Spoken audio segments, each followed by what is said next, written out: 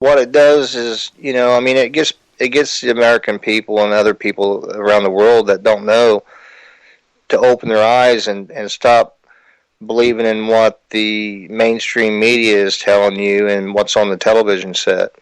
Whether or not this is 100% accurate or not, I believe in what he's saying is, I believe him to be a credible person, but, that's my beliefs. I'm not saying everybody has, you can do the research on him and come to see what you think. Exactly. And I'm not saying what he's saying is 100% right either. I don't know. I don't think anybody, I mean, I think there are people that do know, but do I believe we're lied to by this government?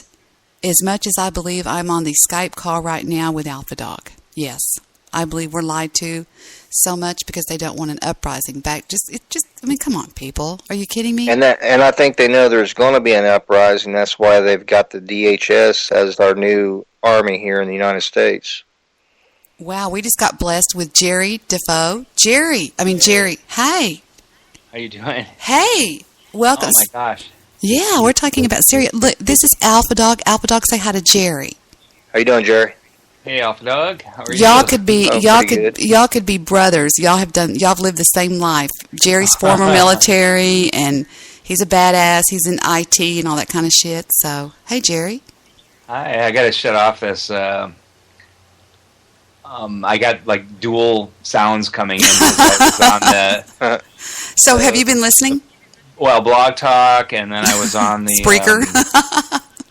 What's the Spreaker? Yeah, that's a weird name. I'm like all over it now. I've got like. The other day, did you have to shut down your? No, that was Reuter. Reuter had so many going. He goes, "God damn it!" He just shut down his computer. Well, I'm trying to find the damn Spreaker thing, and I'm trying to shut it off because I can hear it. It's like echoing. Reuter unplugged his computer. Jeez, where's Spreaker? Where is this thing? I can't find it now. Well, you're not making a big echo. I don't hear one really. Well, I do. I'm hearing. Oh, hearing it double, and I'm looking at all my browser windows. I'm looking at everything I got going on. God damn it, Jerry! Damn you! Shakes his fist at this guy. God damn you! Well, I'll tell you what. We're listening to. I keep forgetting Steve Pacinic. Have you ever heard of this guy, Jerry? I'm sorry. I got so much noise going on in my head from both shows, and I'm trying to. Jerry's so cool. Keep talking to Alpha Dog and let me find this thing and shut it off. I've got like 19 million windows open. Yeah, I know it is. Jerry's a badass. You want me to take you off the call, then just pick back up when you're ready? It's up to you, or just mute me or something. I don't know. I can do this. What I do is found it. Okay, there you go. It was in Chrome. Oh, Chrome always hides. I had Blog Talk on Firefox. I had Skype going, and then it was like I finally got the space because I had meetings and everything tonight, and then I got done with that, and I'm like, because I've been dying to talk to you all day, and then I get in here, and then it's 22 seconds left on Blog Talk, so I had that thing going, so that sound was going. Then it said Spreaker, and when I launched Spreaker, it launched Chrome. Okay, that was going. Then I couldn't. It was like Spreaker starts from the very beginning, Oh yeah, you got to go back. Yeah. And so then I go to Skype, and then I just said, well, heck, I'm just going to call her on Skype. And now I had 3 audios going at the same time. Oh, wow. So you're a doll. I love you. We're now in archive on Blog Talk Radio, but we're live on Spreaker. I was showing them the difference in the sound. Did you hear when I did that little test a minute ago on the sound quality? Well, we did that test like weeks ago on Spreaker and how good the sound quality is. It's unfreaking Except the interface, and first of all, Blog Talk's interface went nutso, where you can't even find anybody or get to somebody live. It's like really weird. I don't know if you've seen. They changed their whole sorting mechanism for doing stuff. Okay, have you noticed that? Oh, it's insane! Hi, Gamer Girl. Hi, Gamer Girl, over in the Spreaker chat room. Hi, Gamer Girl 101. Oh, you like my accent? No, I'm joking. Yeah, it's crazy. You can't tell when anybody, the way that they used to have it different categories and different, paranormal, and now it's... It was awesome before. Yeah. What did they change it for? Because they're trying to keep their jobs. You know, they're in, what do you How are call they it? going to keep their jobs with that? I mean, it's like... Well, they're in the development department, so they can't really... Oh, the develop. Yes. There you go. That I understand. Okay. As a developer, yeah, that I understand. I mean, why do you think Microsoft Word, which used to be so easy to use, they just keep, and do you know that the average person... No. Bring back Windows 98. Nothing could beat Windows frickin' 98. I'm serious. Seriously, it was the most solid platform. And then what the average or the majority of people use less than 10% of the functionality of those applications. But they just keep bloating the code. Adobe's doing the same thing, and you're absolutely right. It's like if they don't come out, there's two reasons. It's not just the developers keeping their jobs. It's also if they're not coming out with something new or some new functionalities and things like that, then they're not able to sell upgrades. Oh, exactly.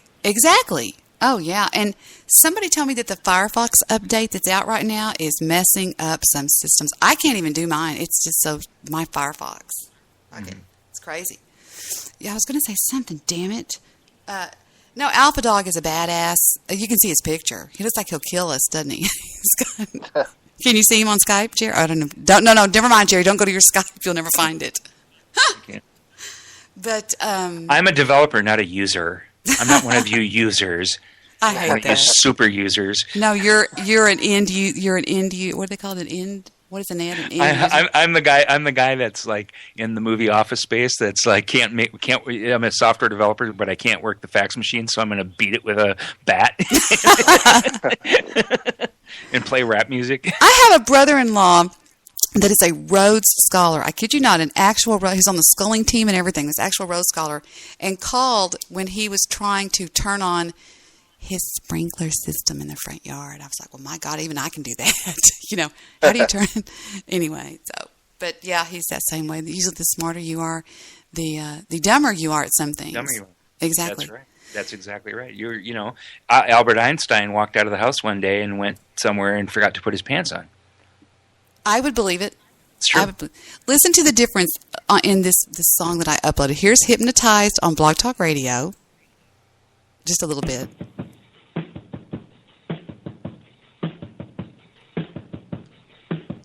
And here it is on Spreaker.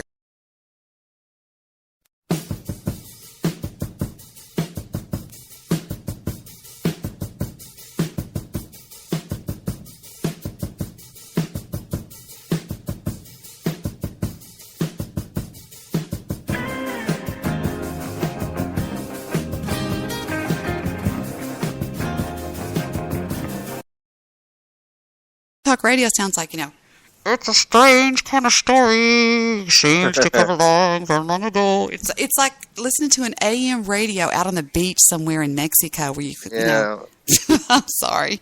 Alpha Dog's been listening to me bitch about it all night. I'm sorry. So, Jerry, we're talking about the impending problems in Syria that I've been listening to all day, and I tried to get some answers. And we seem to... Tell Jerry, get him caught up on what you and now I believe, and many more people also believe that it quite possibly is. Well, my belief is we're just our military from that video on that 4-star general Wesley Clark. Oh, I don't know if Jerry heard that one or not. That was badass. Did you hear that? Yeah. Back in many years ago, though. It was it was like 07 98 or something. Yeah. Maybe. He was saying 98. Yeah. So he was saying, that we're basically just overthrowing governments. Is basically what we're doing. Is in the nutshell. You know what I mean? Yes. And people are falling into this movie drama. He said, she said, things, and the mainstream media is, saying this guy's used chemical weapons on his people, which I don't believe, but I'm not saying it didn't happen. I just don't think that's what happened. Yeah, well, that was you're right. 2007 March 2nd. Jerry's messing with his computer, I can tell. Now, it was a video. Yeah, I have a very, very, very special ability to search things. I don't know if you guys have ever heard of it, and I'll go ahead and share it with you, but Google? It's very, very powerful. It's called Google. Are you serious? How do you spell that? Google. Hey, It man. really, really, Jerry, really, have really you ever helps seen with research. Alpha Dog? Have you ever seen the movie Meet the Fockers? Yeah. Okay, you know the father that's down in the bunker where he's got all that weird Yeah. That's Jerry. Swear to God. No, I swear to God, I've seen him on webcam. He's got like a bunker room. It's got all these computers everywhere, and he's got bots from Google that are little toys he plays with and shit. He squeezes them and stuff. It's crazy. Oh, that's cool. Yeah, he's a badass. But yeah, March 2nd, 2007, Democracy Now! And General Wesley Clark reveals U.S. plans to invade Syria. So he explained it 6 years ago, 6.5 years ago. He called it. Yeah, and here we are. And So there you go. They would have called him a nut, like they call Alpha Dog, I'm sure, a nut. No, I'm joking. But seriously, I mean, they call conspiracy. Well, I mean, yeah, the regular people, I mean, you go and listen to their shows, and it's like, man, you just want to grab them and shake them and say, you need to wake up, man. But, of course, they're not awake. Many people are not awake yet. It's just not everybody awakens at the same rate, or it takes, there's a process. Well, now, Alpha Dog's not sitting there with a tinfoil hat on, but he is. I mean, as far as I can tell, I can smell him. I can just feel him. I've just got this radar. And this guy's got it going on. I have a lot of respect for men that have served time in the armed forces. And to me, those are the manly men, the real men, the smart men that did. Seriously, and Jerry, you did time in hell. It's that daddy thing you have again. Shut up. No, Jerry, tell Alpha Dog about your stint in in hell. No, I'm joking. In the weren't you in the armed forces, Jerry? Yes, I was. You in the were Army for 8 years. Look at you. So you stayed a little bit longer than you had to. I stayed longer than I had to, and then now I got friends and stuff that are like, in Cabo, living on, phenomenal lifestyles for really cheap, because they're collecting their military pensions, and and back then when I got out, it was like 12 more years was like all the time in the world, and 12 years goes by in such a flash. And friends of mine that stayed in and are collecting their military pension, some at 30, which is the full pension, are like living large, But I'll tell you what. Every single one of them that I ever talk to and keep in contact with thinks the same exact way about all this stuff that you talk about, and that, I'm just starting now to learn about Alpha Dog, but I mean, right away, he goes right to the heart of the matter, and I mean, it's like the same exact thing. It was like back during Iraq when, I did computer work and everything, but I was actually assigned to the military police. Jerry, were you the one carrying the typewriter around in the movie Saving Private Ryan? I'm joking. Saving Ryan's Privates. Saving Ryan's Privates. Anyway, no, I understand. But yeah, it's like, I said this whole Al Ghraib thing, where they were torturing and doing the things to the prisoners in Al Ghraib, it made no sense to me, because I mean, there's back then they've changed the specialty codes, or the MOSs, but it used to be 95 Bravo was garrison and field military police, and then there was 95 Charlie, which was the the ones that ran the prisons, and it made no sense. None of it did. And I mean, we had military intelligence coming in and out of there and all of that kind of stuff too, but it was like that. It just doesn't make any sense to me. And so I talked to this friend of mine who, stayed in a lot longer than I did. And I said, what's this about? And he goes, and I go, what would you have done if, you had prisoners, because the job of the MPs is to essentially give them 3 hots and a cot, feed them, keep them healthy and keep them clean. And beyond that, that's it. I mean, there's nothing else beyond it than just warehousing, prisoners of war, or running the prisons. And I go, what would you have done if they would have came to you, if the MI would have came to you and said, okay, we want you now to strip them naked, stick them in the middle of the day area, put them in pyramids, have dogs get in their face, all this kind of stuff. He goes, well, first I would have laughed at him. And I go, and then what? And he goes, then I would have arrested him. You know what I mean? And it was like, and then the MI guys would come in, and then what they would do is they would check out a prisoner, okay, and then they would take them, and who knows what they did with them, but that was beyond the scope of the mission or of what they do. And then they would return them, and then go back to the room, and then the joke was that you'd give them what did they eat for dinner? We kept them on a strict diet of pancakes, pizza, and flounder. Oh, wow. Okay, why is that? Because it's what you can kick under the door to them. Wow, that's right. Okay, so it was, and that was the joke. That was the big joke. But you see, beyond that, I mean, and so then what was the difference? What went wrong? Okay, well, here's the difference. You have the number one prison in Iraq that everybody knows that was actually a former Saddam Hussein torture chamber, all this kind of stuff. But then who's running it? Okay, some National Guard troops from West Virginia. Now, no offense to the weekend warriors of the National Guard, no offense to them or anything, but why do you suppose they put them in charge of the number one high-profile prison in the entire Iraqi theater? And we'll be hearing more on Late Night Confessions with Jerry, Alpha Dog, and Debbie. Now, we may not live to see Labor because Day. They know they don't know the rules. We may not live to see Labor Day. They're not professional. Right. You exactly. See? So it's the whole thing. Yeah, and I know that this is like way off the, on a tangent, but it explains a lot of what they're I don't know. It's just, Jerry, I think too the reason a lot of these troops obviously can't be brought back because we're overthrowing governments, but I think the reason they don't want to bring them back is because if they're not going to, they can't pit them against us, but they can pit these DHS, TSA or whoever, against us because they didn't take an oath like that.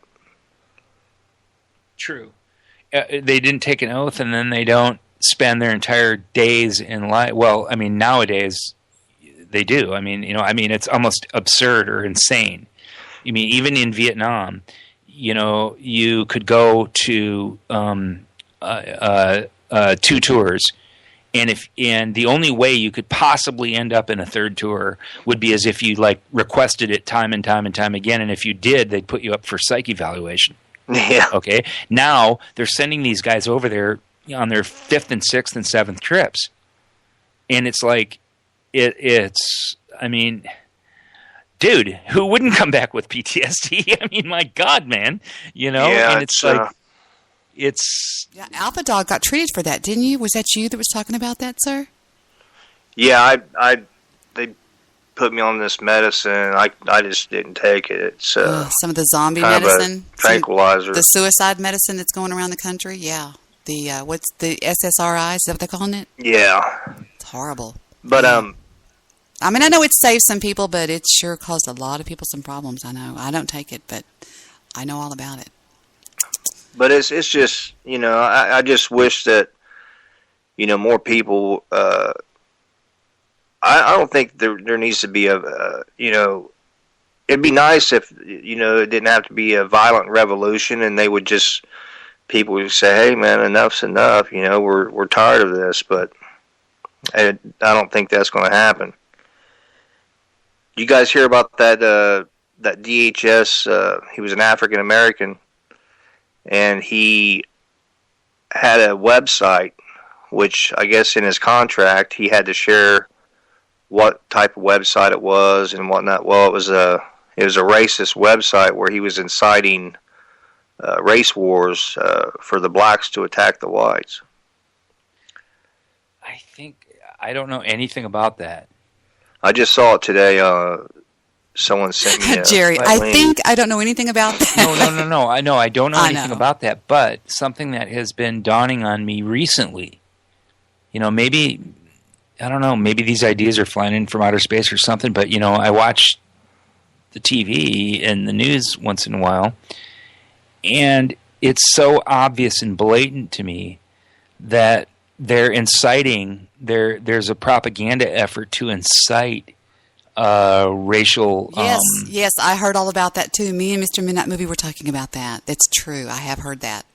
And incite racial division. Yeah, racial tension, right. Division, tension, whatever, yeah. Yeah, they're inciting it. And they're inciting it at every angle and every possibility that they can. And all you have to do is listen to, from, the right-wing propaganda of Fox to the left-wing propaganda of MSNBC to the, statist propaganda of CNN. It's all really boils down to the same thing, where they're inciting racial tension. And that's it's as old as ever since human beings crawled out of the cave. It's that old of divide and conquer mentality, and it's so blatant and so obvious that you would think that a large number of people are seeing this. I don't know if you've ever listened to what Perry Steele, but I mean that's a black community of people on the radio, and they're hip Perry to it. Who? No, I'm joking. Yeah, but they're hip to it. They're hip to the whole program. I know exactly what you're talking about. They're like they know what's going on. Oh yeah, they can see it as plain as day, and they're in. What's his name? Perry Steele. Perry Steele. Yeah, and he's on Blog Talk. Yeah, I know him. Deb, you've been on their show. Oh yeah, I know Perry. Yeah. Well, it's good to know that there are others out there that know, from the opposite race. I'm white. I'm assuming you are, but I don't know for sure. But Jerry's black. I thought we were all green. No, Jerry's white. Isn't that what they told us? We're all green. That there is no red and yellow, black and white. That everyone's green in the army. Well, that's what I was getting ready to say. She said I was in the army, and he's in a private militia, I believe. No, I'm joking. Well, no, I was like I told her, I contracted. Shh, that's it. No, no more. That's it. That's all we're going to say. No, I'm joking. I'm unaware of any such mission, or if I were to be aware of any such mission, would be able to discuss same at this time. I wish to use my Fifth Amendment, my Fifth Amendment right. But it's just, man, it is such a shame that I'm a father, and I just want the best for my kids and everyone's kids. I mean, you think that we could come to some type of terms, but when you got the DHS purchasing millions of rounds of hollow points, it doesn't look like it's going to be an easy thing, Well, should I even say the words FEMA camps? Yeah. Yeah. You might as well get it out there. Oh, Lord. I stayed up all night, Thanksgiving night, with a buddy of mine on Skype. We were in a Skype call all night till the birds chirped the following morning, the night after. Of course, they did it on Thanksgiving night when everybody was having turkey and watching football. But they passed the I always get it wrong, the NDAA Act, where yes, that's right. They can come in and take you and put you in a hole, and you don't even get to make a phone call. And I was like, what the fuck? What? And we were just all crazy looking at it and reading it and freaking out. And that was pretty intense. And they were talking about it then, the FEMA camps, and they were showing all the coffins and really terrible, terrible stuff. And I thought, oh my babies. Well, it's like you live in a bubble. There's a nickname for Washington, D.C., and it's the bubble. And you have the richest city in the entire country that is not suffering anything of the recession and everything going on out here in the real world. You recognize the economic mechanism that keeps your system afloat. And just like any other organism, just like any other society, just like any other group, just like preppers, just like anybody else, okay, except that they have the resource. They're the closest ones, sucking the teat of the Federal Reserve, so they have the money and the power and the ability and everything to do it to protect their way of living. And they've lost their fiduciary responsibility to the average American. They no longer have a fiduciary responsibility. Just simply look up the word fiduciary as to what that means, which, if you hire a doctor or a lawyer or an accountant, they have a fiduciary responsibility to do things. If you're a stockholder, a corporation has a fiduciary responsibility to the stockholder. Okay, which means that they have a special level of trust, of which only actions that they're supposed to be doing is for the welfare and benefit of their fiduciary that they have, and they only have a fiduciary responsibility to themselves now, or they're I don't want to say they only have, they're only acting as they're doing what is their own fiduciary responsibility to protect their own way of life and their own ability to continue to perpetuate. So, in a weird way, it's I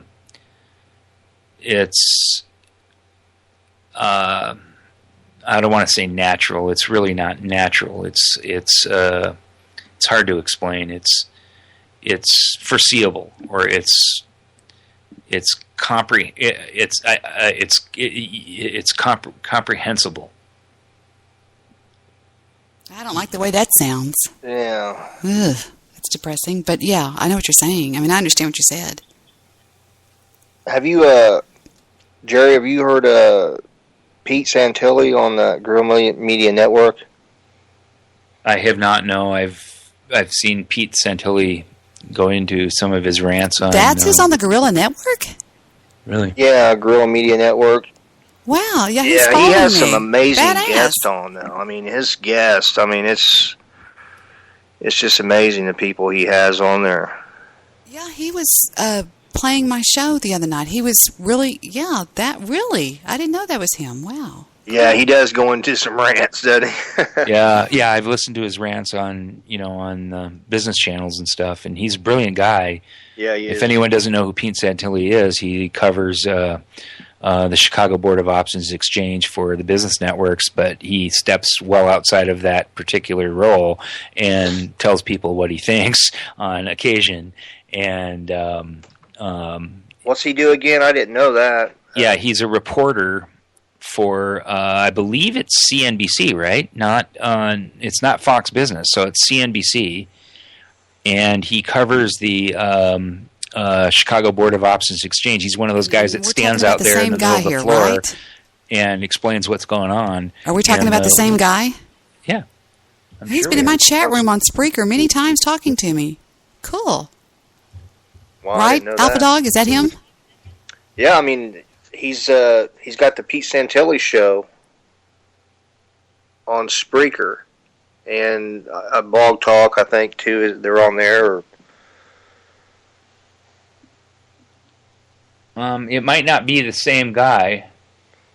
I don't know. Let me look it up. He used to work. He was an exec for Coca-Cola or something. That's from what I've known, but Rick Santilli. Okay, is the CNBC guy. Okay, sorry, I was going to say my bad. Pete, yeah. Rick, I mean. Yeah, I was going to say if that's it, he didn't tell us that part. Now. Well, Rick Santilli. Yeah, I don't know really. if they're related or anything, but Rick Santilli is the one who went on the total absolute rant about the banks and stuff, and said that there needed to be a new quote unquote Tea Party. He's actually almost accredited with founding the Tea Party. Oh, really? Yeah.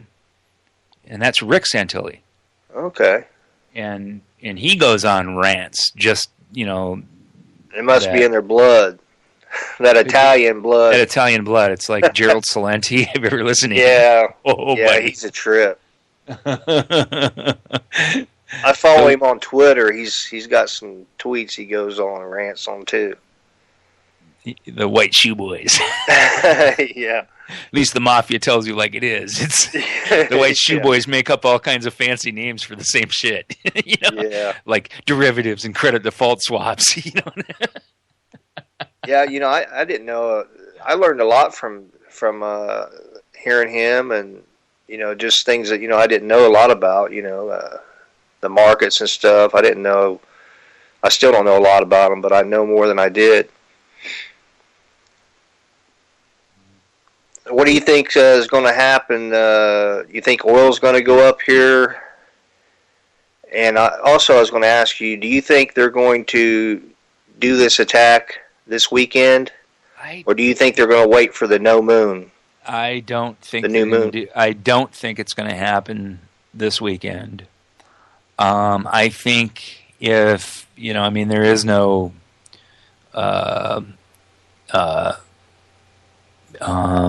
absolute. Okay, but if I were a Vegas odds maker, I'd have to lay it out at about probably 50-50, and it's quickly turning to lower than 50-50 that anything's going to be done. But the problem is, Cameron, the administration is in an absolute box right now. Yeah, and that's what really started to draw it back down. Was when the MPs said no way Jose to Cameron. Yeah, and then to sit there and think that our ridiculous government, who can't follow the Constitution, does not even have on the docket any debate in Congress as to provide authorization for it, and clearly spelling out a complete. Basically, it's a dictatorship by abrogation is the best way I can explain. Exactly what it is. Yeah, that's. In other words, I've heard it explained. Yeah, if you don't do anything about it, and you don't take the action that your fiduciary responsibility is to do, then the power is completely assumed, or the decision is by proxy or by default handed over to the executive. So then that's their little game that they're playing now. So then they're basically, that's what's happening. It's real easy. It's like anywhere else in life. It's in a husband-wife relationship, in a family relationship, in a friend or business relationship. It's really, really, really easy to sit back, not make a decision. When pressed to make a decision, simply don't make a decision and say, well, I don't know what to do. And then as soon as the one then makes the decision that has to be made, then to sit there and throw darts at it and explain why it's wrong. You see what I mean? That's easy. That's like easy. I'd love to be in that position where I wouldn't have to make any decisions, and then I can just sit there and badmouth any decision anyone else makes. But that's what's happening. And so now he's in the Obama administration is in a box, especially after the red line, getting back into history a little bit about the red line. You remember the Scud? How old are you, Alpha? I'm 44. 40s. So you do probably remember a bit about Desert Storm 1, right? Yeah. Okay, do you remember the Scud? Shock and awe. Right? You remember? Yeah, shock and awe. I always thought it was like Shaka Khan. I thought they were going to drop lots of Shaka Khans and airdrop them in parachutes and Shaka Khan. Yeah, sounds good. Anyway, so then you remember the Scud missiles? Yes. Okay, and the Scud missiles were quote unquote duds, and a lot of them were duds. Yeah. And you remember that the alarms were going off? The NBC alarms? Yeah. Okay. Then you remember that then there was Desert Storm illness. Yes. And you remember the study. If and of course it's because it's really easy for somebody making any facile argument to stand there and say, "Oh, you're one of them conspiracy people." Okay, right. But they don't know anything about it and haven't studied it or haven't even looked into it. And who's going to look into it to this level of depth and realize what mycoplasma incognitus is and understand what the Journal of American Medical Association wrote and what the New York Times wrote and what it was. And the funny thing, the mainstream media isn't covering. They cover stuff, but they cover it on page 12, and most people don't read it, and most people don't make the connections. And anybody that does gather the articles, put them together, and make the connections is one of those conspiracy people. Yeah. Okay. And so the connections are all there. Okay. But the reality was that, okay, so the red line was drawn. If you use those weapons, you're going only that red line under George Bush 1, George H.W. Bush, was if you use the weapons of mass destructions, we're going to nuke you. That was that statement. That wasn't even as harsh as Barack Obama's statement, okay? And then when they did, and it did happen, or when it happened, however it happened, okay, then what did we do? Covered it up and pretend like it never happened. You see? Yeah. And so it's because then it's okay. It did happen. We made we said what we were going to do. And gaslighting. Exactly. And so then it was like, okay, your bluff was called, or this happened. And so then, now in this case, I think it's, I don't know. I don't have any, anybody who sits there and says everything that they read, then now they draw a conclusion. It's like I walked into the bike shop the other day because I had a bike flat tire. I had to patch it, and I got a new inner tube. So I go into the bike shop, and it was really, really, really humid out here where I live, which is really unusual because it's normally very dry. And it's been humid for quite some time. And almost like Midwest or South humid out here. And they said, and the bike guys, oh man, it's really humid, and everything outside, isn't that something? I said, yeah. And he goes, I hope it's not global warming. And I'm like, okay. And I put my thing on. I'm like, dude, I am not a scientist. I've heard both sides of it. I've studied it inside and out and upside down, and I still don't have a conclusion. I didn't say a word. I just said, oh yeah, I don't know. Yeah, I just know Al Gore didn't invent the computer. Oh, yeah. Me and Al Gore, we both invented the internet together. When that's we were what I meant. bowls one night. That's what I meant. The internet. Yeah, and so the thing is that so I don't have the facts, so I can't draw a conclusion or anything. Okay, but there's a lot of evidence out there that it was used by the rebels and that it came through Syria, it came through Saudi Arabia, right? Right. And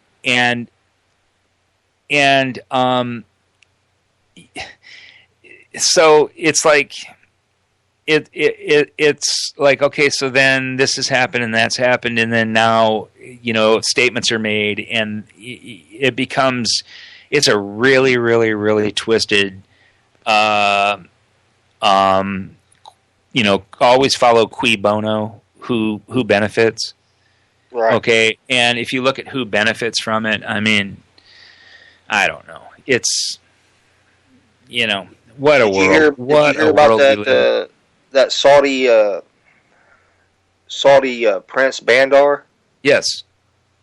Yeah, that's some crazy stuff. Yeah. Basically blackmailing, not blackmailing, but what would you call it?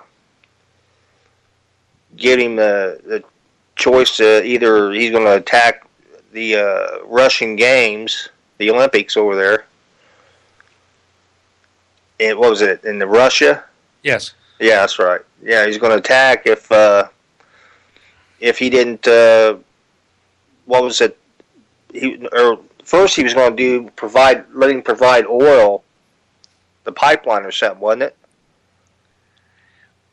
Yes. Give him a pipeline, or let him control the oil. That's what it was. Yes. He would let Putin control the oil if he went ahead and did the okay with Syria. Yes. I thought that was crazy as hell. But it's all, and then when you have things like the Arab Spring, and you have,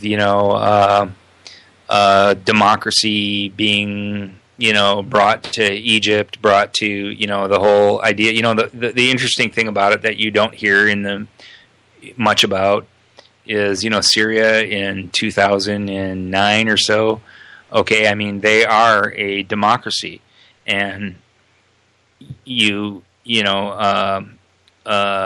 vote their version of the parliament, and you vote the president in, but then when Assad is a dictator and all of this, then the vacuum gets created, and then you've got Al-Qaeda, or you've got, the Muslim Brotherhood, and what a twisted mess the whole thing is, and and then we're there, America's national interest.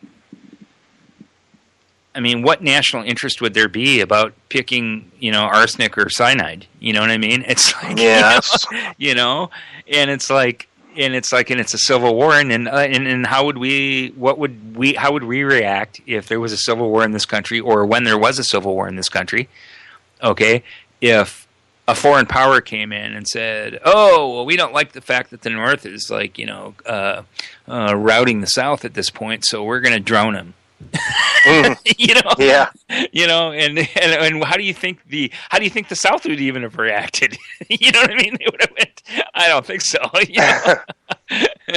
And so it's just, the whole thing is a twisted mess. And then you sit there and you say, okay, well then, the next part about it is like Wesley Clark bringing that up in 2007, and even well before that. I mean, people don't realize the strategic importance of Syria by being on the border of Israel, and by the fact that the pipeline going through Syria, which is controlled by the Russians, and then the ability to take it out of the control of the Russians and pass it into the control of the petrodollar. Yeah. And the true national interest, I guess, if you will. And then you sit there and you study that aspect of it, and it's true. I mean, the realities of how we're all living our lives and everything here in this country have a great benefit due to the fact that the dollar is the world reserve currency for the trading of oil, and as well as other things. And then, the question is, okay, are you willing to give all that up and then just be on equal par with everybody else in the world? You know what I mean? And it's like, and then of course there's going to be the neoconservatives, and then now even the liberal, I don't know what to call them. But I mean, the drums of war are being beat. And and I don't.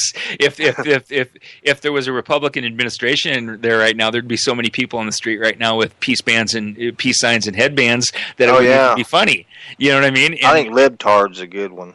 Oh, libtard is a real good one. But just like neocons, I mean, like look at McCain and Lindsey Graham. That's a joke. And so, at what point, the whole thing is so complex, convoluted, that I can understand fully why.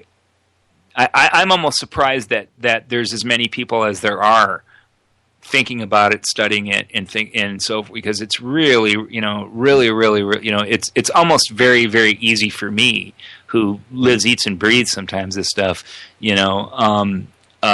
to just go, you know what, mow the lawn, live your life, you know what I mean? Watch Dancing with the Stars. Once you're awake, it's like impossible to shut it off. It really is.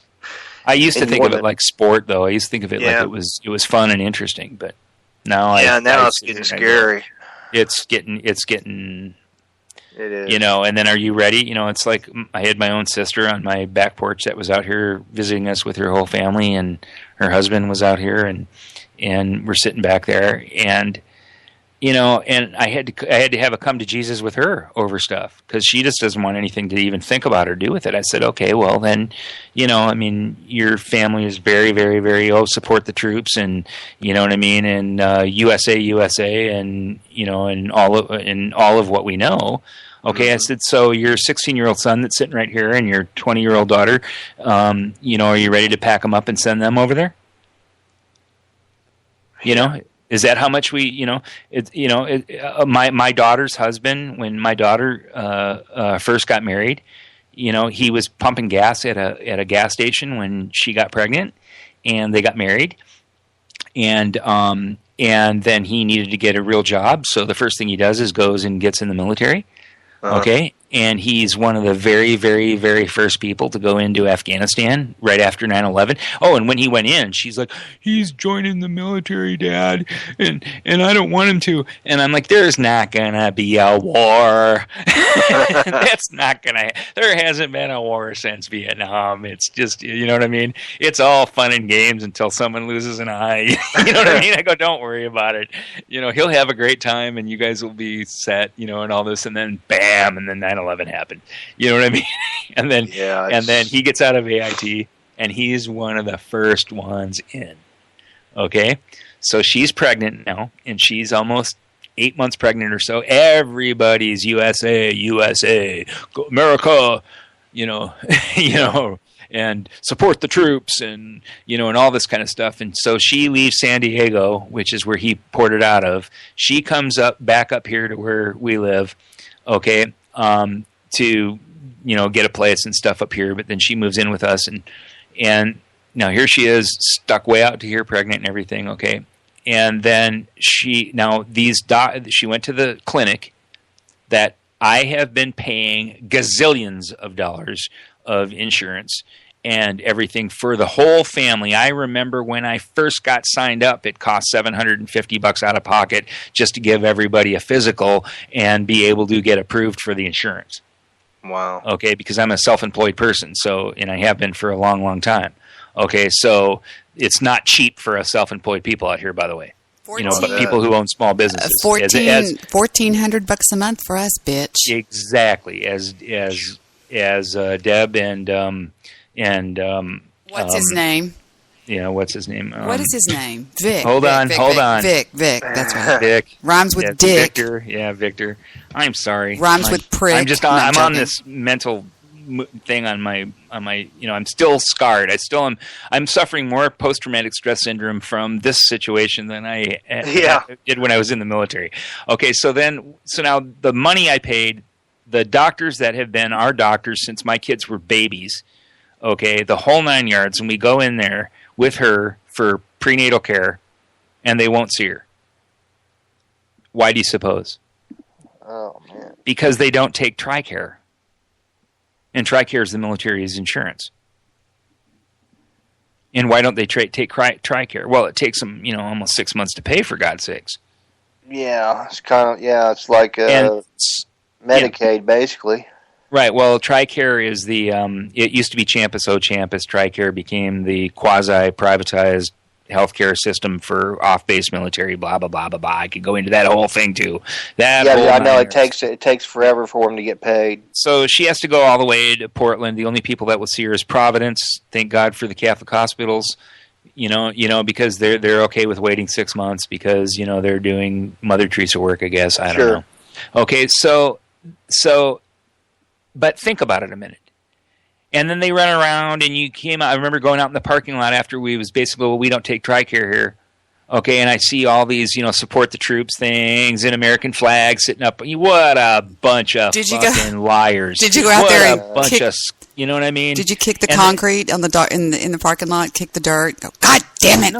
Well, that's how I felt, you know what I mean? And so but, you know, I sat there, and at that point, I'm like going, you know, what a charade. You know, what a fraud. And, you know, and the only way that, you know, you go back to World War II, okay, is that when everybody had skin in the game, when everybody pays the price, when everybody's rationing copper and rubber, when everybody's sending their children and husbands and anybody between the age of 8, okay, then things are a little bit different. You know what I mean? Okay, but when these faux patriots, you know, these lying sacks of crap that have no skin in the game, and then I've actually even had hardcore Republican, conservative, Christian people say, and I said, well, why don't you send your son over there then? Oh, well, he's too smart. Yeah, literally, I've had them say this to my face. He's too smart for that. He just got a $90,000 a year job right out of college to go to work at Amazon. Wow. You fucking frauds. That's what I have to say to all y'all with your support the troops.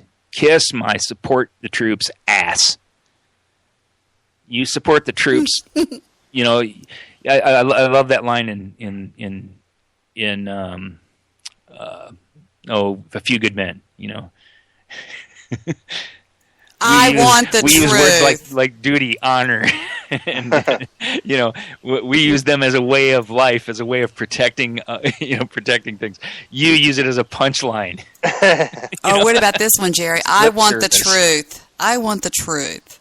Can't handle the truth. That's right. We live in a world that has walls, and these walls need to be guarded by men like me. Who's going to do it? You? Yeah, right. That was a great line. Yeah, them Marines or something, man. You know, I was watching The Thin Red Line last night on HBO. Have y'all seen that movie? It's hardcore. It's about the Korean. No, I haven't seen it. Oh, wow. Me and Mr. Midnight Movie were talking about that earlier tonight. It's hardcore. It really focuses a lot on battlefield death. It's just really gory. It's got Nick Nolte, and a bunch of guys in it. So. I'll go see movies, and I'll watch movies on YouTube. Well, that's what I on do. The computer, but I try to stay as much away from the television. I really don't even ever watch the TV. Well, this is HBO, is what I'm talking about. This isn't I don't call HBO television. I can't Oh, stand. I got you. Yeah. I can't stand commercial television. It's all it is frickin' commercials. Oh, I know. Oh my and God. And then we got us stupid idiot people, me included, paying like $150 a month to sit here and switch channels to commercial to commercial. For cable, yeah. I remember when TV was free. I used to be my freaking family's remote. My father would be in the den and he would go, Deborah, and I'd go, yes. He'd go, put that on channel 8 for me, darling. I'd go, damn it. I'd go. We got rid of all the cable and everything. We don't have any cable. We just got, if they want to watch movies or there's a big screen, they watch their flat screen. They watch, their pay movies, whatever they do with those. What's his boxes they got? Netflix, Redbox, yeah, exactly. Yeah, I do. We do everything online pretty much. You can watch if you go to YouTube. I swear to God, guys, go to YouTube and type in full movie. You wouldn't believe the movies that are on there. Yeah, that's what I do. A lot of them, yeah. Or go on there and type in full album. You can download any freaking album. If you type into Google search YouTube to MP3, all you do is it's a little not a decoder but a little converter. A converter, and you type in you type in the link. That's how I got that Fleetwood Mac that quick, and you just go boom, and it turns into an MP3. There's one on iPhone too. Do you have iPhone or do you have Android? iPhone. Yeah, iPhone's got a file converter app that I've used on my phone. It converts it right away. I'll tell you one thing. There is a new iPhone app that my daughter made me download. It's called SoundHound. And it's free, you download it, and all you do is push listen, and you just either speak the lyric or let it hear a song, and it'll tell you the title and the artist. It's scary. Yeah, and my girlfriend's got it, and it'll actually play it, too. Yes, it'll play it. It'll give you the lyrics and everything. It's crazy, Jerry. Yeah, it's amazing. It's amazing. That is high technology, Jerry. But I guess getting back to, I don't know what to even think anymore, man. I'm just kind of like, just waiting at this point, I guess. It's like kind of watch and see how it shakes out. But yeah, we've already got 2 destroyers over there in the Mediterranean right outside. We've got 2 destroyers and something else, and we're already occupying over there with... Hi, baby. The only thing I can think of is, they just want to saw it out so they can get somebody of their choice in there. Well, I mean, maybe I'm wrong. I don't know. I mean, at this point now, I think that they would, I've always thought it would be a terrible, horrible mistake. Okay, for a whole array of reasons, but I think at this point now, you've got 90% of the American people against it. Right. You've got now the MPs have struck it down. That was a huge thing. That was a huge blow to the whole plan. Yeah, and it was. I think that then you've got, and then what's so weird about it is the French are like leading the charge. Mm-hmm. You know? Exactly. That is so weird. It's so weird. You know, it reminds me of back, during... Then they go in Vietnam first. Didn't the French go to Vietnam before? The French were in Vietnam for many, many years. It was French Indochina. I mean, a lot of them it was a colony of the French. Living over there. Yeah. And then, still do, I guess. You know, I'm sure they do. And I'm sure that, what was that movie? That was Apocalypse Now. Yeah, that's one of my favorite movies. That's a badass movie. Yeah. Oh, dude's fucking surfing. Yeah. Oh, yeah. That was, that's the next thing. You know what I mean? It's like, okay, so they go into Afghanistan or something, and, it's like, well, they was over there for that poppy. Yeah. Oh, yeah. I mean, they had the world opium production with, coming out of Afghanistan was down to nearly zero, and now it's like 98% of the world's opium production comes out of there, and that. And the next thing that I've always thought of, and I don't know anything about it, and I don't understand, no one's ever been able to even explain or carry on this conversation to give any kind of they just, everybody that I've ever talked to, even people who should know, just don't know. Okay. But my question is this, okay, is if, you can control, if you could imagine. Hey, Jerry, hold that thought for me 1 second. I've got a Skype caller to pick up on the board over on Blog Talk. Skype caller, you're with us. Skype caller. Oh, yeah, hi. Hi, Mr. Solution. Hi, how are you? Welcome to the broadcast. Have you been listening, or? Yes? Yes. Good. Hi, welcome.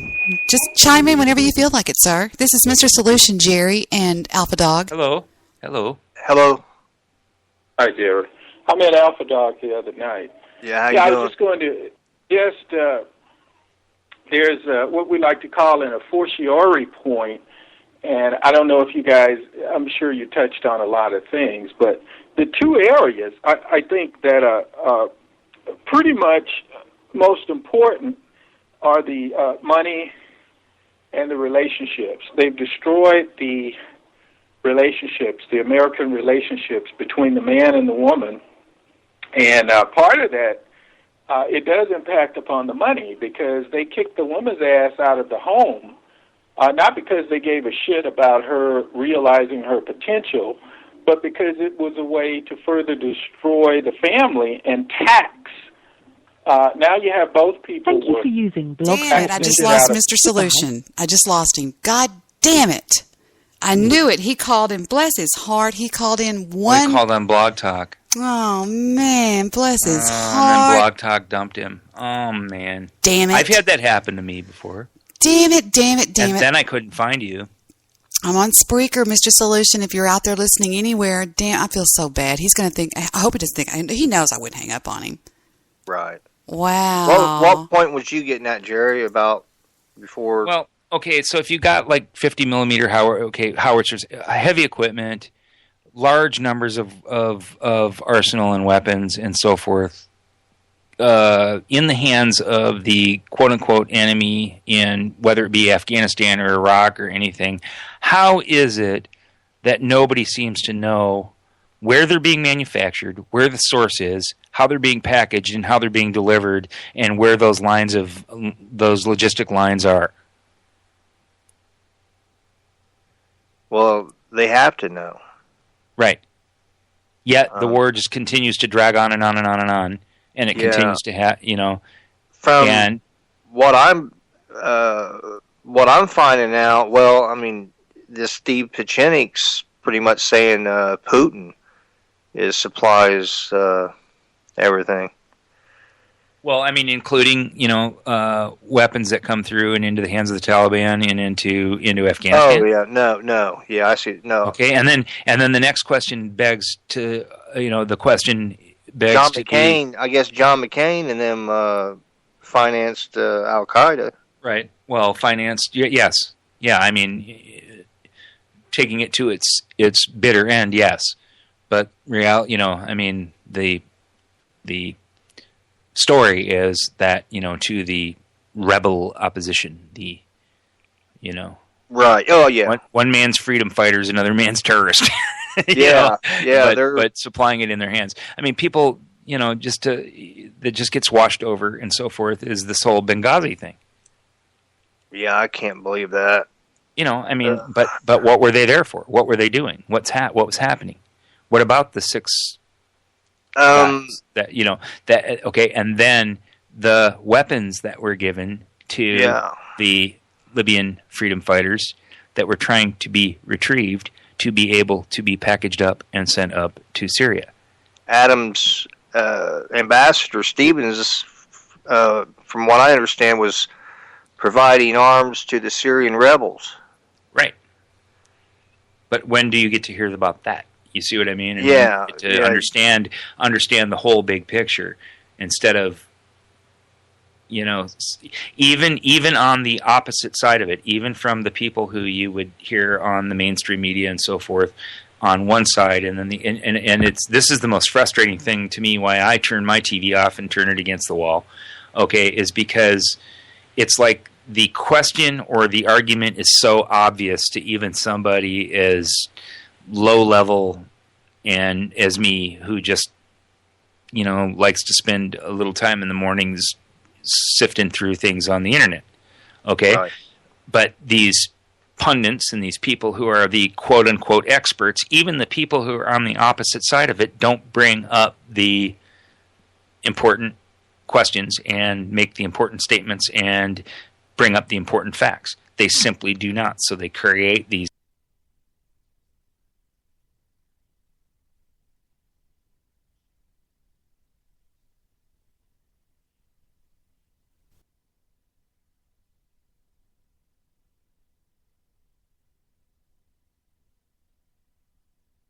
looking at things, then we'll actually take that information and choose a side and then be so adamant about their opinion that they know it all.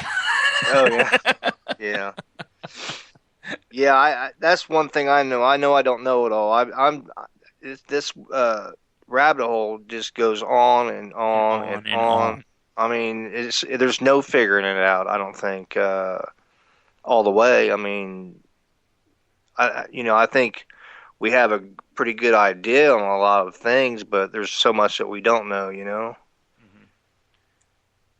And I don't know. It's like, and you'd think that there's so many more of us in the world than there are of them that are playing this whole dirty game, that we'd someday figure out that enough's enough. And you know what I mean? Yeah, there is a great awakening, though. I mean, there are a lot of people. Well, thanks to people like me and you and Jerry and talk shows like this, right? Yeah, there is a great awakening, but it's just amazing how dumbed down the American people really are.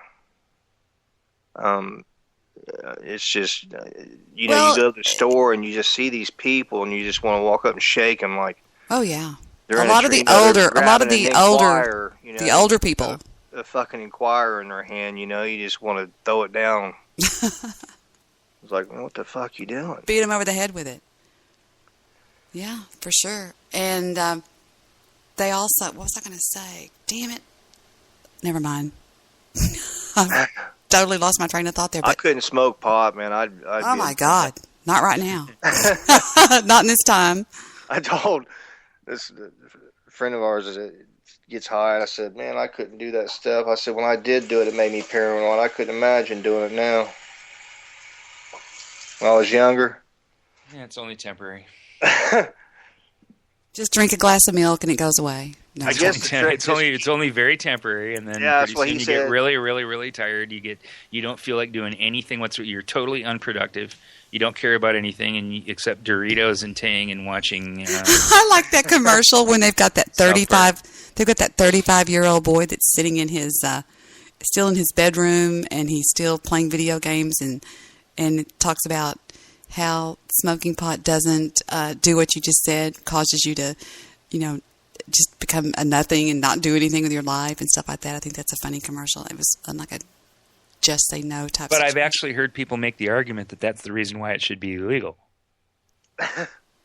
That's a good point. That's a very good point that might have gone over some people's heads. Yeah, it could be. And I mean, but dumb down. You want to talk about dumb down the people? Legalize marijuana, right? Well, that's the whole thing. It's like, you read the Statesman Journal, the newspaper here, okay, and they just had a big article about, Obama and how he basically we're just not going to enforce the federal marijuana laws. And so then all of the anti-marijuana people start jumping in there about how horrible that is and then they literally start talking about the Constitution and how it's unconstitutional for the president to, and federal law trumps state law and all this, talking about the state law, state medical marijuana. And I'm like, okay, so then my question is, if it took a constitutional amendment for the federal government to prohibit alcohol, and it took another constitution to repeal that amendment, how is it that they can just decide out of the blue that, exactly. In other words, the federal government does not have that authority, never has, never will. Thank you. All up to the states. Thank you. Okay, and it always has been, and God, we're stupid the fucks. The fact that these people could actually bring up a constitutional argument. But we're so stupid if you think about it. I mean, we're part of it. We're standing down in there in the hole with everybody else, going, duh. I mean, just like Alpha Dog. I mean, just like he just said. Alpha Dog. No, well, just like he just said. Yeah, no, I know exactly said it. That how we've been so dumbed down, because if you go back to the turn of the century, the early 1900s, people were so much more attuned. Oh, I know what I was going to say. I also have heard people talk about how on the television, what's it called? Not satellite TV. What do we get? We get, what's it called? You know me with words late at night. My words just go out. We pay cable. On cable TV, they run the episodes of these shows back to back. They don't even have commercials. Like, they'll split the screen and you'll see the credits on the left and the new one starting up on the right of, like, the Kardashians or whatever, and even movies. And Miley Cyrus. Oh my God! Yeah, don't even go there. I saw her dad. I didn't know what. I found out what happened through Twitter and clicked on the link and saw that dance or whatever she did. But her dad, I guess, someone retweeted and I saw it, and he said, "I'm so sorry." He said, "She is out of control." She's got sucked in. No, she's not out of control, and I'll tell you why. I mean, my father, one time, when he just heard that you were twerking? No, that he heard that I was doing. He just heard that I was doing cocaine. Drove from Lubbock, Texas, nonstop. Walked up to my apartment door, knocked on the door, and said, "If I find out you're doing cocaine, I'll come back. And you will snort it through a broken nose." Do you understand me? That's back when you could beat the fuck out of your kids. No, this was just, 10, 15. Well, you can still do that because it's like my comedian that I play, Vidal. What's her, that funny black lady I play all the time? She says, I have a child of mine that came home that says, "Mama, they told us in school today that we have a 1-800 number that we can call if you spank us, and they'll come and take us and put us in another home, and you'll get in trouble." And she goes, "Well, bitch, you got to make it to the phone." No, I'm joking, but seriously. I don't know. That music industry is such a, they say this Illuminati, New World Order, I guess, whatever you want to call them, is involved in the music industry. Personally, I don't know for sure. But I noticed with a lot of this rap music, especially like at Jay-Z and Beyonce, they're doing those pyramid signs and putting them over their eye, and just Lady Gaga. Yeah, Lady Gaga coming out of an egg saying it's the new birth. Mm-hmm. Are you familiar with the 6 eyes? The 6 eyes? No. Okay, well, just research that sometimes. And it's where you have your hands and you paint an eye on your left hand and the palm of your right and the palm of your left. And those are blinking. You open them, and then when you close your eyes, you have eyes painted on your eyelids. And so you have 1, 2, you have 6 eyes. And it's a secret, a group thing, but it dates back to the biblical days and stuff. Anyway, it's really weird, but I don't know. I'll look it up. Yeah, I do have something that's kind of interesting, though. I heard. I don't know. You probably heard of Jeff Rentz, haven't you, Jerry? Yes, absolutely. He had a guy on. Daily. Yeah, he had a guy on last night. I was listening to it just before I tuned into Debbie's show. He had a guy on that he does this reverse masking or whatever they call it. Oh! You're talking about Major Ed Dames. Oh, wow. Yeah, what that is? Yeah. Backmasking? Yeah, absolutely. He Yeah. was actually, he was a major in the Army. Hey, it's true. I just don't want to sound like a nutcase. I've been doing that, not doing it, but I've been. That amazed me, man. That's amazing. Yeah, scary shit, huh? Think of things about Syria. Really? That President Obama said forward, and then they reversed it, and it said something like, "Hey, not a good idea." I have a friend of mine.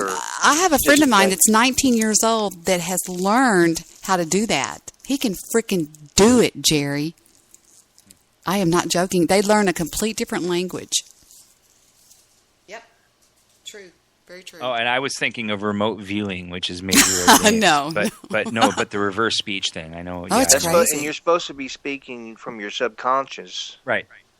I just now am learning about it. I just saw it listened to it. I thought, because when Obama said that, yes, we can, it was thank you, Satan.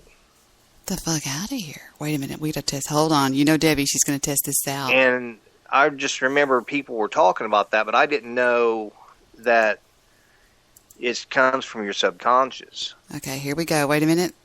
And y'all be quiet. Is that right or wrong? Shh. Here we go. Ready? Yes, we can. Yes, we can. Okay, now y'all be quiet. I'm going to reverse it. Jerry knows I do live audio things on the air. And reverse. And here we go. Thank you, say. Thank you, say. Wow. Oh, fuck you, Alpha Dog. That's amazing. Whoa. Oh my gosh. Shit. Oh my gosh. Well, that just goes to prove right there Alpha Dog wasn't bullshitting. No. But I heard this shit. I'm like, what the fuck? And wow. But then when I just thought it was a coincidence, But then when I heard that, like 2 weeks ago, and then when I heard it actually comes from your subconscious or something, I was like, what? Wow. I don't know. I'm freaking out here. About it, but. Wonder what it would sound like if I slowed it down. I bet that would really be scary. I don't know, but I gotta go pay. All right, I'm going to slow this down. You're going to miss the slow down. I guess, yeah, it sounds a lot better coming from you got your computer speakers. It sounds a lot better coming from that.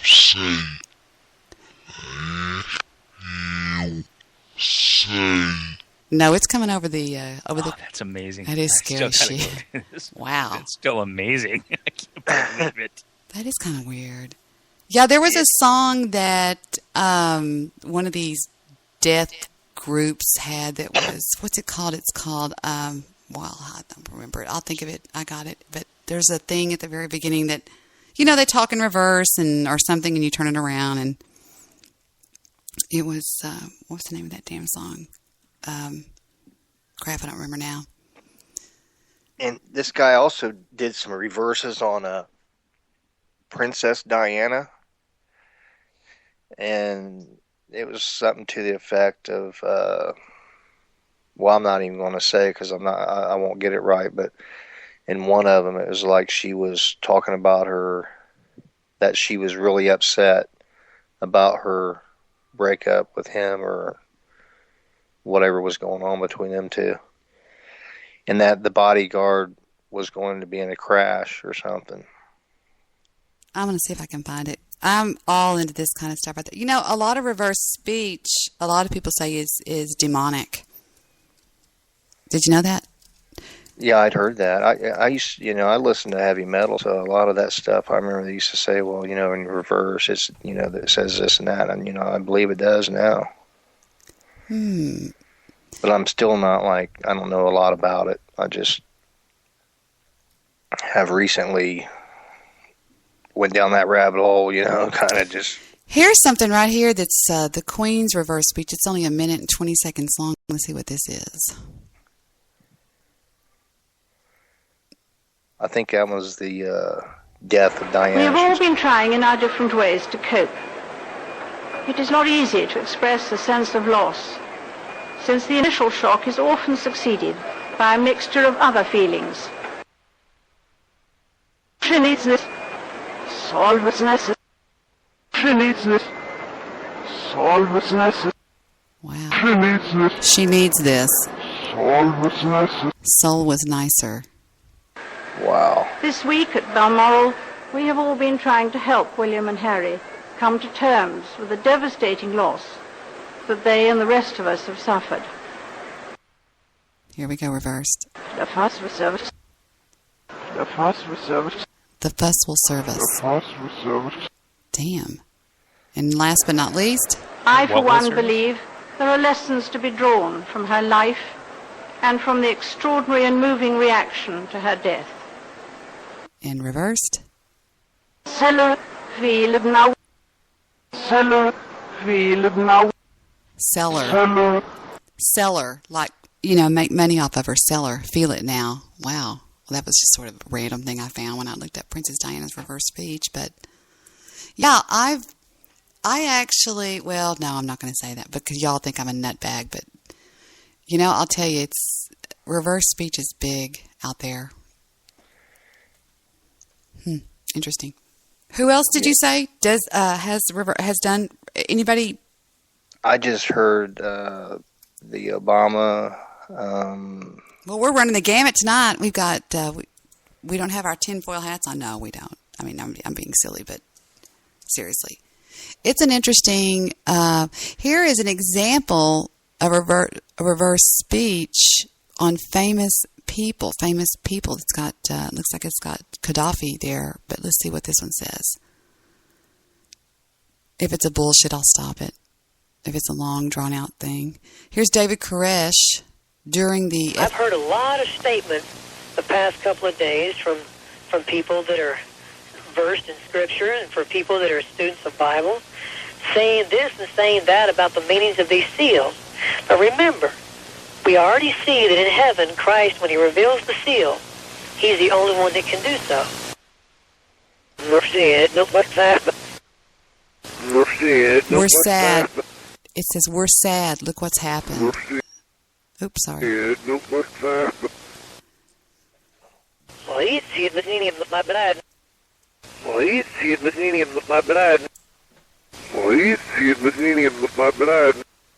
Wow. And this is Baghdad. I was a dog's ear flap. Not at all. And you don't be frightened. Oh, this is weird. I'm tired of it. Yeah, just look it up sometime if you want to. That's your dog's ears flapping. Yeah. He has a chocolate lab just like Gunner. Oh, cool. Jerry. Way cool. What about the Philadelphia experiment? Casey Anthony has reverse speech. Yeah, Tanya Harding backwards sounds like Arnold Schwarzenegger. I'm sorry. I was just reading a comment. I'm so glad you both called in. Jerry, you're just butter. Yeah, he's got a lot of, I'd like to talk to him sometime again. He's got a lot of knowledge. Jerry's the goodies. I'm telling you, I keep Jerry in my pocket. I love Jerry. If I can keep him off the Perry goddamn Steele show, that mullet. Traitor. Yeah, anytime, just let me know, Deb. Skype me or something, or Twitter, and I'm into this stuff. That's pretty much all I do is in my time. Is just research. Try to, sit around and try to find out the mysteries of the world. Pinky in the brain. Yeah, I find it something interesting, like that. Dr. Steve Pachinik. Oh, yeah. Thanks for that. Yeah, that's really good. Yeah, that was good. I hope I don't have a cross burn in my front yard. But, I'm steering my show, Jerry, more over to, real issues and things like that. Me and Mr. Midnight Movie and some people have been talking, and it's more, instead of just a bullshit crazy thing, we're getting more serious with it. And I talked about Asperger's this week, Asperger's syndrome with a real patient, and different things like that. And I've just loved my relationship that I formed here with Alpha Dog. He's the neighborhood What dog was that? Very cool. My pit bull stepped on the other one. Oh. It sounded like a little poodle. How or many something. dogs you got? I've got 3. Wow. And then there's a fourth one. It's a cocker mix. Oh. It was my girlfriend's daughters. The labs are dad's, but he couldn't take him, so they've raised him from a pup, and he's like 3 years old. So we're just he's part of the family. Yeah, we had a Middle Eastern border collie and a smart half Chihuahua mix dog both at the same time. Oh wow! Wow! And then, they both have now passed. Oh. And then we just were, brokenhearted over the dogs. Yeah. And You know what so the most intelligent dog? But The most we had a cat that adopted us now. So oh, those are great. The cat adopted us. It showed up on the back porch just completely scrawny. Cats don't have owners; they have servants. No, they do. They Absolutely. really do. But you know what? They're so independent, and they require yes. no.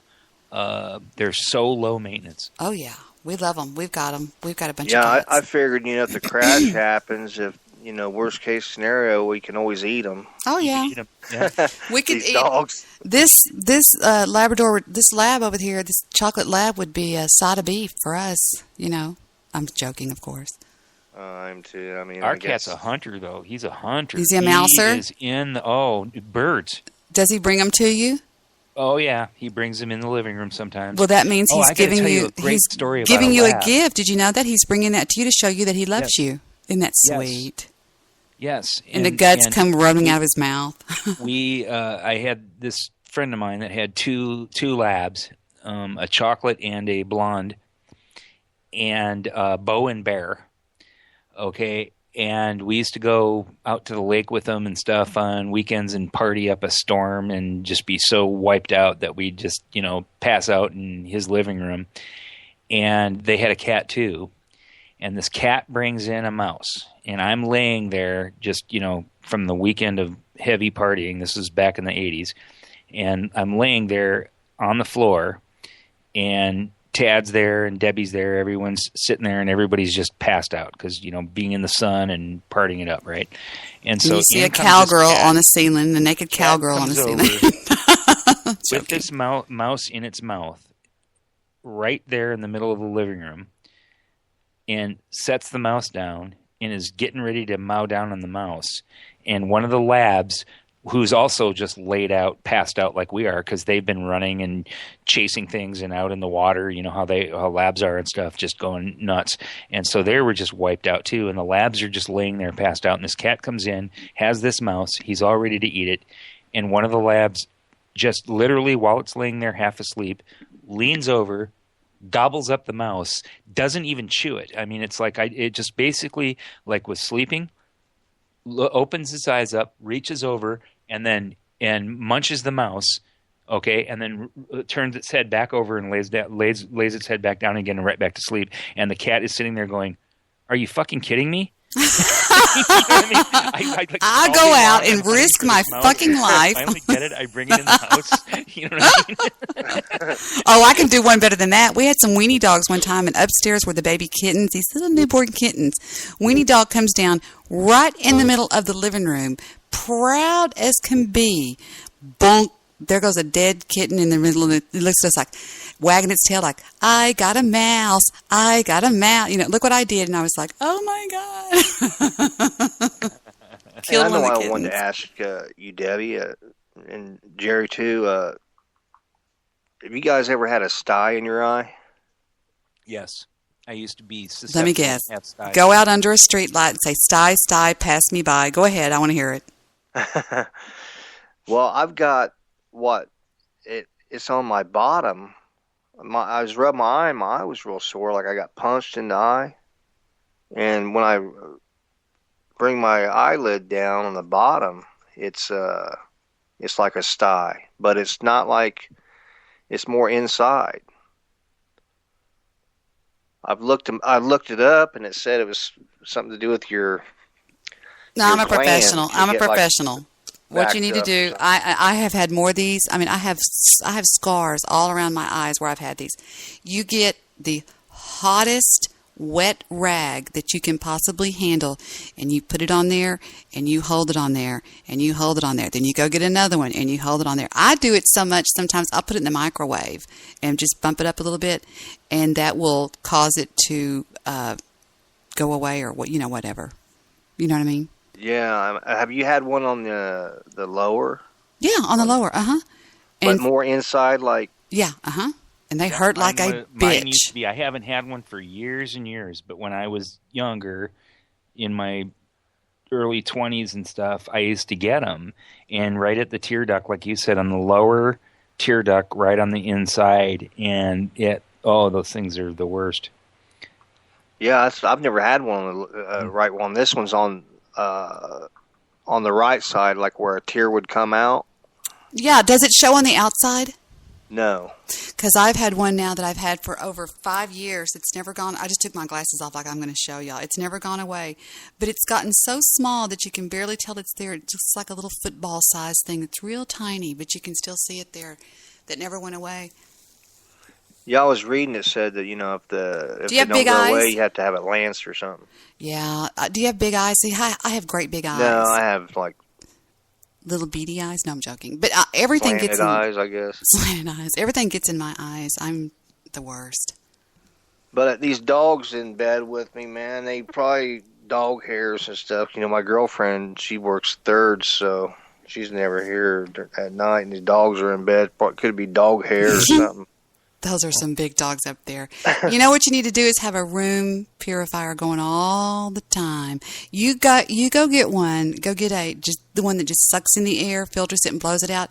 And you go and clean that thing out after just 3 days, and you look at what you've been breathing. Because when you're asleep at night, especially, and sometimes during the day, if you don't have one of those going, you are the filter. Yeah, because these dogs they're dry. Like we have a finished basement, and that's where we sleep. The computer and everything's down here. And listen to them flapping their ears. Sounds like Gunner. A dehumidifier that we have to run because it'll get when the moisture in the walls and stuff. It'll get really moist down here and mess up the wood, and you won't be able to bathroom doors will end up not shutting or something. That chocolate lab will get real dry, and just take an old hairbrush and put oil on it, some really good oil, and brush him. Just brush him all down his back really good, because he'll get real dry and he'll itch and he won't be able to scratch it. And chocolate labs get kind of dry. Their skin, they'll get kind of dandruff looking. Yeah, so anyway. Can dogs handle like a small amount of fish oil? If you give it to them?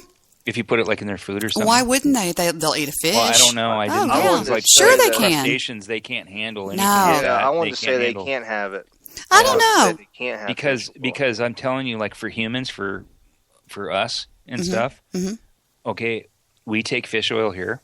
It's unbelievable for your skin and for, it's like, Selena used to get like real dry skin on her, lower, like in front of the calves, in the shins area. It says you can give him the same fish oil as you take. I have 3 dogs, and they all get the same. Okay. Yeah, no, we were wrong.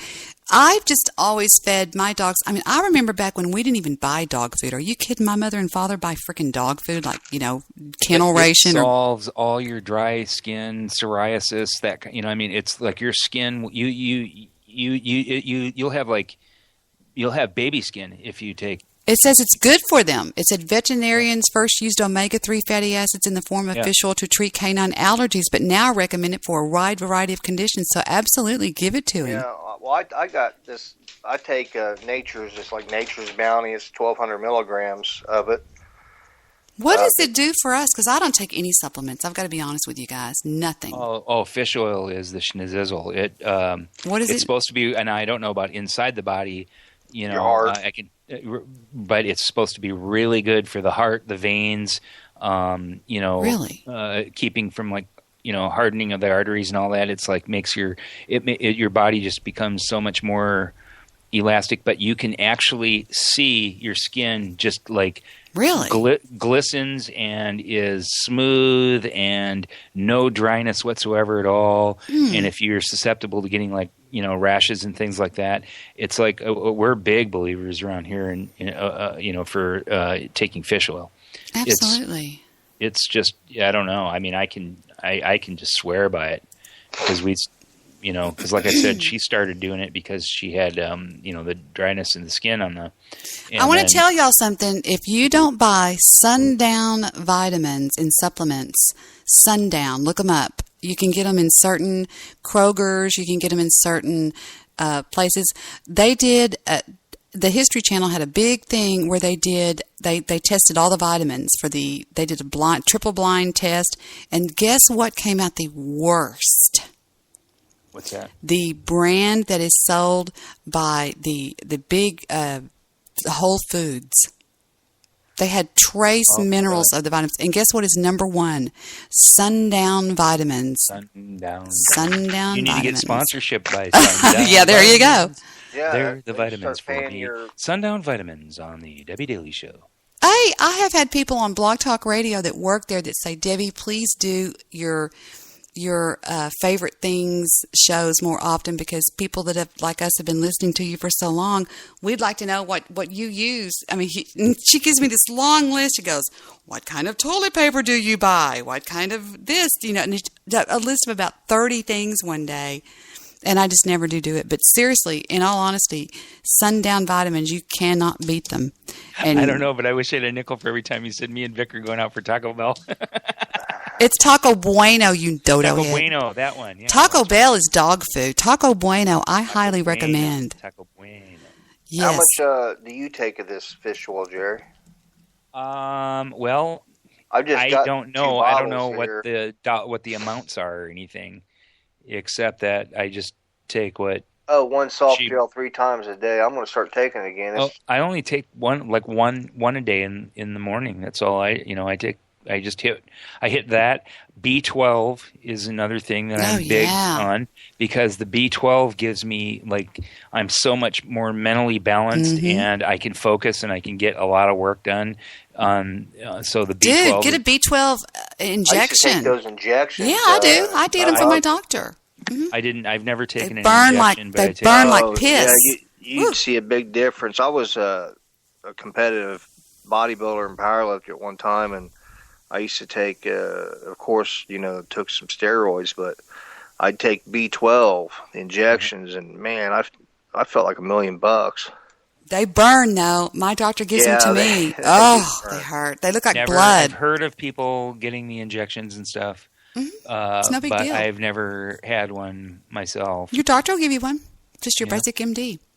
Last summer they had a low supply because they had something going on in another country. But I was going to say one more thing. Oh, also, if you can get your vitamins in the form of like a gummy bear, that's what these are, little gel. The best way to take them is the gummy, because they... Oh, the chew kind? Mm-hmm. Yep. I saw those at me and my daughter went to Walmart today, and they had a bunch of gummy bear vitamins. I didn't even know. Guess what is the number one vitamin as far as just a multiple vitamin goes? You're going to laugh when I tell you this, but my daughter took them when she was pregnant, and I researched it. No. Flintstones chewables. I was just guessing a letter. I didn't know it was Flintstones. Oh, I'm sorry. That's the most popular? No, it's the best. It's got... Well, hell, I'll just get those. Flintstones chewables. And they also come in a gummy bear form, which is what we do now. And I guess I do take just a one a day, but yeah. You take a Flintstone gummy? Yes, I damn sure do. Something that I'm out of, that we've been out of for probably about a week now, but I took it, daily, is a probiotic. Oh, I live on probiotics. And I am telling you, you will lose weight. You will be so regular, and you will feel so great all the time, because it's like it's crazy. So much of the food that we eat is just dead with the. No, if we were young, Jerry, and lived on antibiotics, if your father, like mine, took you to the doctor every time you had a sore throat and gave you a bottle of erythromycin, it kills all the Yes. 99% of the bacteria in your digestive system is good bacteria that's necessary, or you would die if you didn't. And you'll have the enzymes and breaks down the food, and when you eat food, it breaks it down. Your body makes so much more use of the nutrients that's in the food and everything, and so I'm huge on probiotics. So we need to get some more though, because take the pearls, just the little pearls, and there's like 1 million of them in there. And you know what else, Jerry, is do not chew those tablets. Do not chew those tablets. I always chew them. The probiotics? Get out of town. Well, the probiotic tablets that we had that we kept in the That's refrigerator impossible. were those ones that were they were like the Jerry, flavored ones. That'll get into your bloodstream through under your tongue and in your saliva. You need to be careful. Oh, I didn't know that because I chewed them. I you always probably have worms living inside you. No, I'm joking. No, seriously, it is very big time. Do not chew up a probiotic because it's bacteria, and you want it to go down and go into your poop chute down there, into your large intestine and stuff. That's where it needs to go. Sorry, that sounds kind of weird, but I'm serious. They'll make it down there. They open up in your stomach and go, oh, where do we go? Oh, let's go this way. You know. Jerry's probably upset. I'm sorry, Jerry. I thought it was like really good to like chew it. I chewed it up good because I thought, oh, this is really going to spread them out. No. I didn't know. Bless your heart. I didn't mean to scare you, but seriously. Some wild and wacky stuff. Aren't you glad you talked to Debbie tonight? Yeah. Oh my God, there's an alien coming out of me. Yeah, the aliens are going to be invading us. They're saying these people. Oh no. That's a whole nother. That's a whole other one. I don't know. I've never seen anything. So I hope they're good. I hope they're good aliens. I hope they don't eat us. Yeah, I hope they don't probe me. Yeah, don't probe me, dude. Don't probe me, bro. That? That old Twilight Zone episode, To Serve Man. You lost me there, baby. Oh, I don't know, dude, it's one of the most awesome Twilight Zone episodes that ever was ever made. Those old things are so funny to watch. On YouTube, I'll probably watch it. Yeah, it's called To Serve Man. Jerry, remember that? I was about to give it away, but I'm not going to give it away if you're going to watch it. Don't give it away. You got to watch it because it's really awesome, and it's about the aliens coming down to serve man, and they have this book called To Serve Man, and just watch that movie. It's awesome. That Twilight Zone episode. Jerry, what's the kung fu thing you told me to watch that time that was so badass? Remember? I can't remember which one it was, but it was really relative to our conversation. It's amazing. Jerry's got all these badass things. Yeah, it was called To Serve Man, the Twilight Zone. Did you guys see the Twilight Zone when the guy was... I'm trying to think if he was trying to... Look at that alien! I'm not sure what he's trying to do, but he was eating himself to death, and he just kept getting fatter and fatter. I know a cartoon like that. Oh, it just started. It was bizarre. In an endless void, roadside ahead, without the Twilight You're traveling Zone. through another dimension. A dimension not only of sight and sound, but of mind. A journey into a wondrous land whose boundaries are that of imagination. Your next stop, the Twilight Zone. Ooh, looks good. They don't make them like that anymore.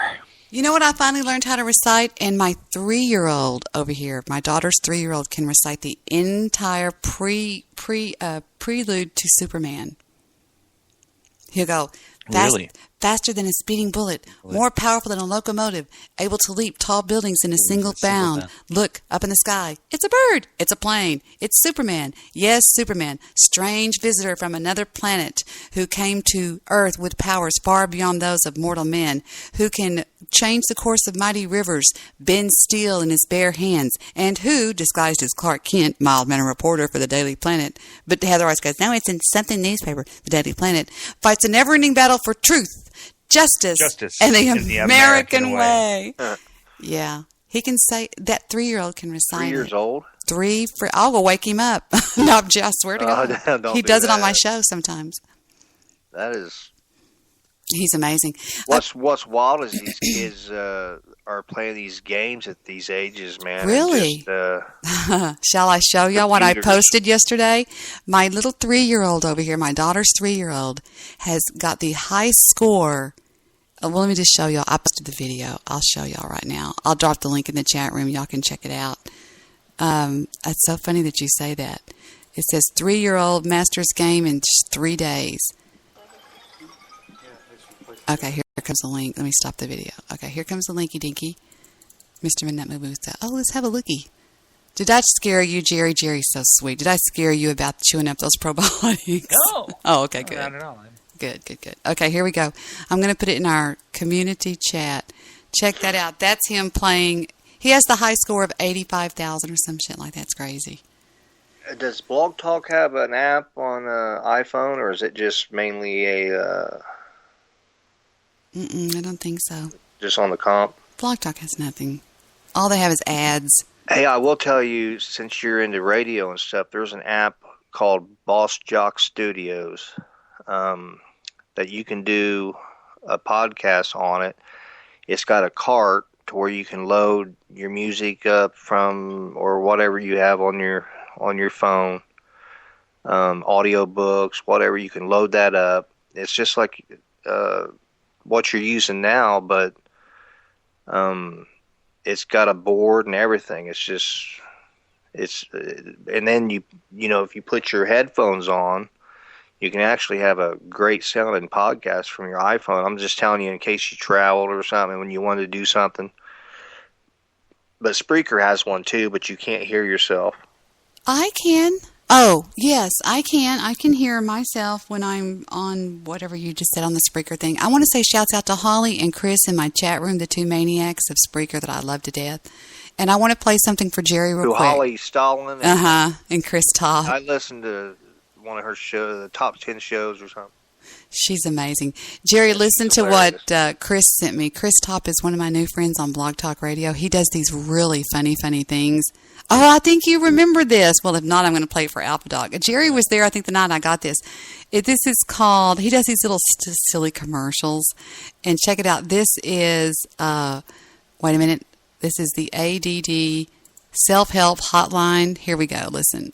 Thank you for calling the Attention Deficit Hyperactive Disorder Hotline. If you have ADHD, please press 1. So you do have ADHD. Is this correct? Please press 1. Now that we know it is only necessary to make your selection. It has been established you do have ADHD. Please. Okay, dude, seriously, if you want help, you're going to have to stop playing with the keypad. Oh, look, it's a shiny ball with bells on it. Thank you for calling the Attention Deficit Hyperactive Disorder Hotline.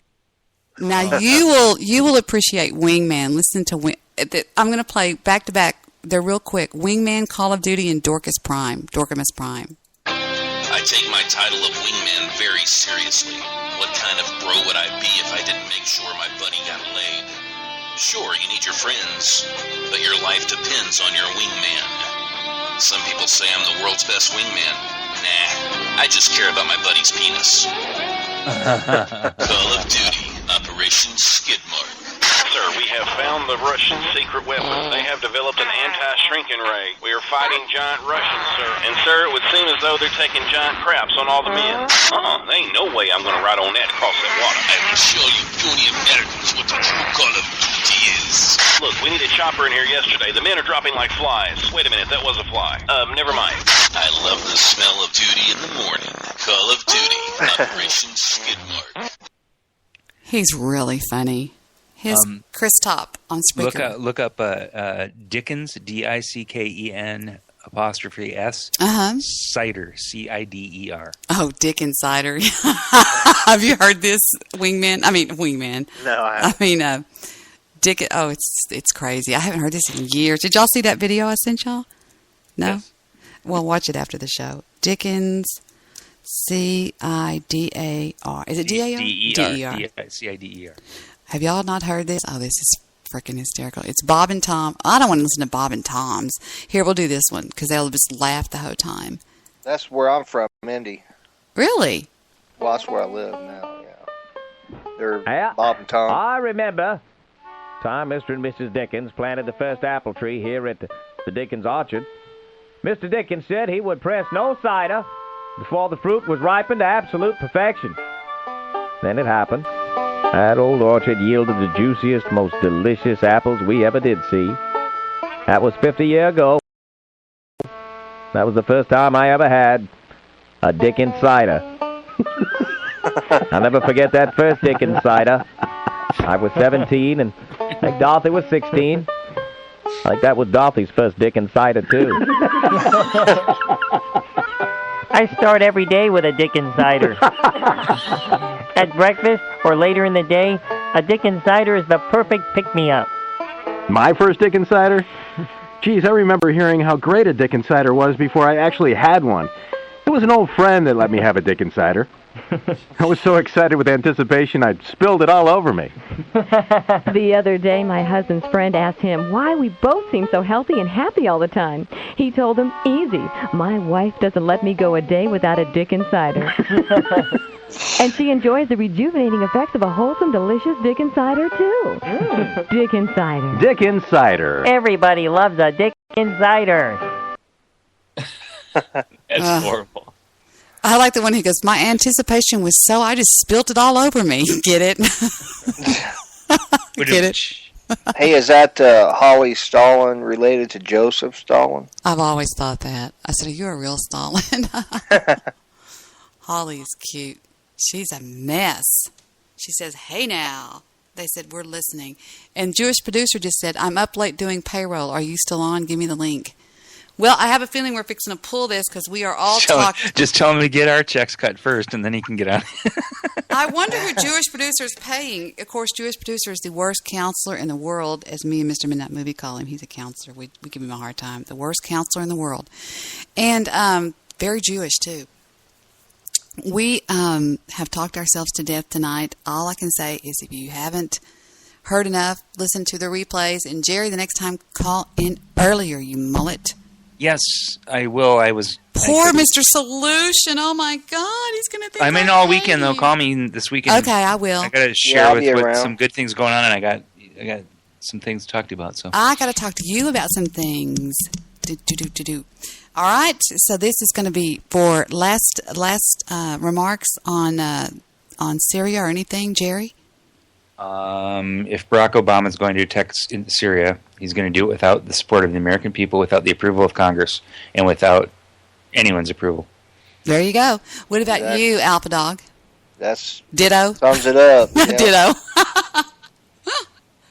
All and right. I think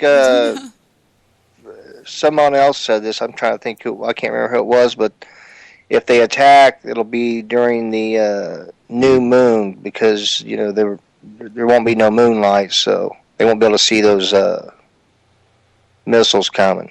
Interesting. Yeah, they used to do that in the Bible. They would attack at night. Well, they did Afghanistan that way, too.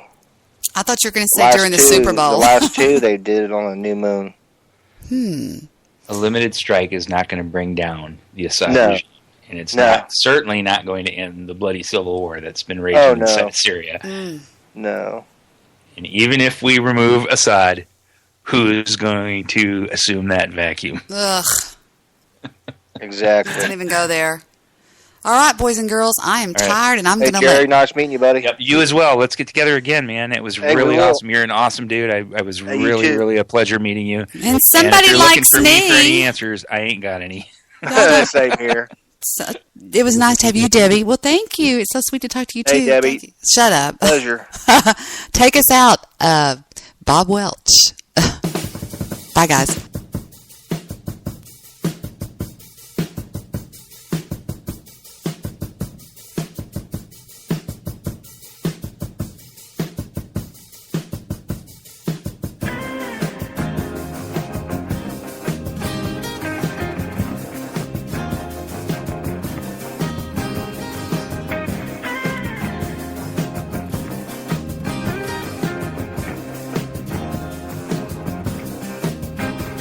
Yes, the same kind of story that seems to come down from long ago. Two friends having coffee together when something flies by their window. It might be out on that lawn, which is wide at least half of a playing field. Because there's no explaining what your imagination can make you see and feel. Somebody needs nothing, maybe hypnotized.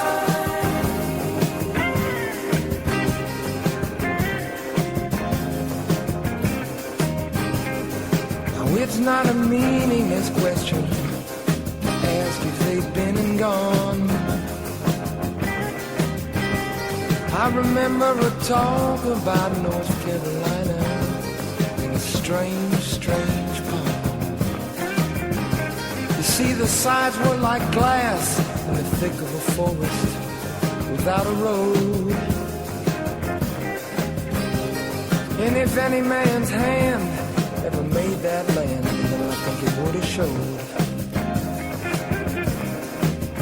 And that's why it seems like